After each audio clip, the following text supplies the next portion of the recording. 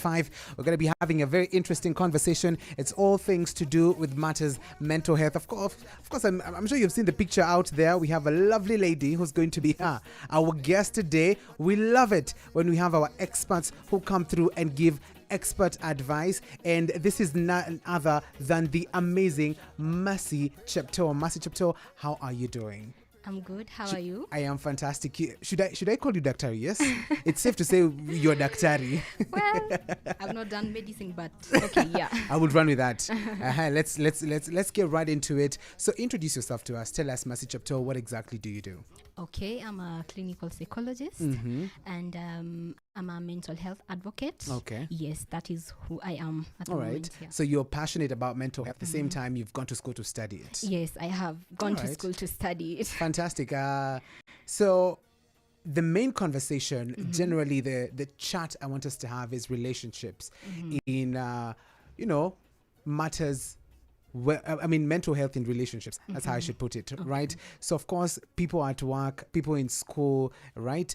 People are, where else do we find romantic relationships, all this and more. So, generally, you might just be sitting right next to somebody at work. Yes, you don't know exactly what is happening. You're probably in class with somebody. You just don't know what is happening. You guys are laughing, all this and more. So, let's talk about the mental well-being. First and foremost, how do you distinguish, right, the difference between mental concerns and just stress or just mood swings? Okay, so thank you for that question. Yes. So I can say that for stress, you could be having day-to-day living challenges and experience stress. Maybe you're just down or distressed by a particular thing at work or at home, anything like that. But when it comes to identifying a mental illness that it's beyond stress, maybe let's say like depression, it has to affect your functionality. That is what we can say can distinguish it. What do I mean by it has to affect your functionality? I mean that you will note that, let's say your coworker has drastically maybe has started losing weight and they're not going to gym to purposely lose weight. They've not mentioned that I'm on a fitness journey. Yes. Or maybe you can see that they are looking unkempt. Okay. Or maybe you can see that their thoughts are not here at work. Yes. They constantly make mistakes that they don't usually make these mistakes. Okay. So those are some of the things you can see that their appetite has changed. They'll be telling you, I'm not sleeping. Yes. Or maybe they may just be disengaging from everyone else, just cutting other people off so that they can be alone. Yes. Yeah. So we're looking into shaping relationships, general relationships at work, in school, at home, with your parents, with your siblings. So what are some of the things that, in your opinion, as an expert, are contributing towards having, mental health concerns? And this is pertaining to relationships. Okay. Yeah. With relationship, it's general. It can be couple, family. Yes. It can be other than friendship and also co-workers. Yes. So the first thing I can say is on self-differentiation. What is self-differentiation? Yeah. So self-differentiation in simple terms, I can say that this is your psychological state of being, which involves your emotions, feelings, thoughts, and your behaviors when you're in contact with other people. Like you do not have to, when you have this a sense of self-differentiation, you do not have to adjust yourself so that you can fit into these people. Correct. So with self-differentiation, the first thing I can say is that can be brought about with self-differentiation when you have low self-differentiation is emotional fusion. Yeah. And you're asking, I'm sure you're wondering, what is this emotional fusion? Yes. Break it down for us. So I can break it down for you. So emotional fusion simply means that emotional oneness that a person feels towards other people. In quotes, I can state it as being stuck together with another person. Okay. By this, I can give an example with, let's say, we can start with couple relationship. Right. Yes. So in couple relationship, you can find that a person, let's say one partner, instantly starts desiring everything that the partner does. Like if your interest, maybe you like music, and I don't like music. Exactly. I'll have to say that I like music. If you like hanging out with certain people, I also like hanging out with these people. Right.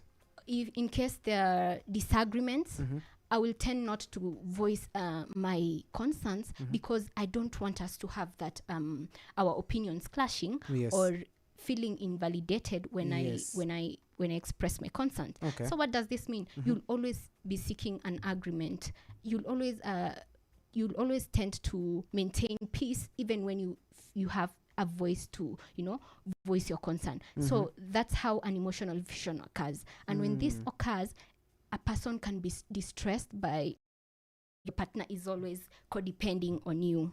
Okay, that codependency can cause distress and anxiety to this other person. Yes. And that's when you can start hearing people saying, well, we're not working well, or this person is distant. Yes. Well, in real sense, it's this other person being overwhelmed. And when it comes to co-workers, Yes. I can maybe use this example. Okay.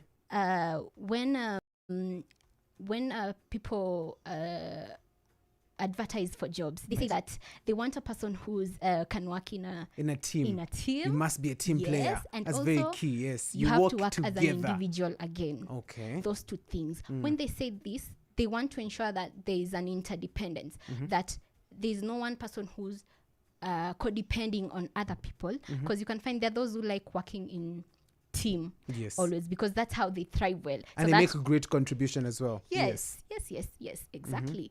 So when something fails, it is us as a group, Yes. not me. Yes. So when this person works as an individual, this is how you'll know they had emotional fusion. When they work as an individual, you can find that they're always seeking other people's opinion. Every time, constantly, I'll have to ask you, so what do you think I should do about this? Oh my God, yeah. Yes. Yeah. So yeah. you'll find that they don't have a balance of their own sense of individuation, which can be distressing to also other co-workers. You can Yes. find them being maybe ignored or being left out because people are actually tired. What about family relationships? We can take an example. When a child is growing up Yes. and they are learning on building blocks, Okay. right? Yes. Instead of a parent allowing this child to actually develop their own sense of how I'm going to do this, Yes. they constantly have to take this, mama, Oh. put it here, put it here. Yeah. So you're not giving this child an independence of their own. Yes. If something happens, instead of letting this person figure out at least on their own before correcting them, Okay. you're always giving them the solution. Exactly. So you find that this child is enmeshed to you, like they're always intertwined with the parent. That's true. And what happens when you grow old?